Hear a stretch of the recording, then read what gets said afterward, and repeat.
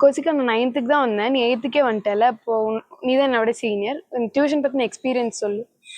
8th உள்ள வரும்போது எனக்கு என்ன தெரியும் தெரியாதுன்னே தெரியாது. அதுக்கப்புறம் தான் ஒவ்வொன்றா படித்தேன். படிச்சுட்டு அதுக்கப்புறம் தான் என் மேலே எனக்கு நம்பிக்கை வந்தது. 8th உள்ள வரும்போது எனக்கு என்ன 10th பாஸ் ஆனால் போதும் அப்படின்னு. அப்புறம் 9th குவார்ட்டர்லி அப்புறம் தான் எனக்கு ஒரு கான்ஃபிடன்ஸ் வந்துச்சு 9th 10th மார்க் எடுத்துடலான்னு. உன் சைட்லேருந்து போட்ட எஃபர்ட்ஸ் எல்லாம் சொல்லிட்டு இப்போ உனக்கு டியூஷன் சைட்லேருந்து சார் கிட்ட இருந்து என்ன சப்போர்ட் கிடைச்சிது?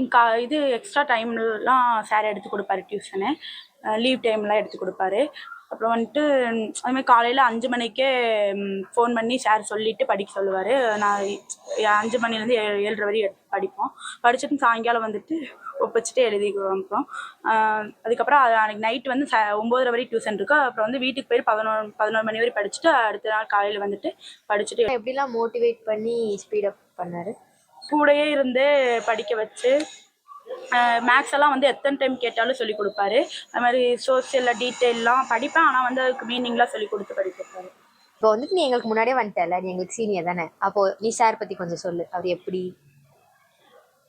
வெளியெல்லாம் சொல்லுவாங்க சார் வந்து ஸ்ட்ரிக்ட்டுன்னு.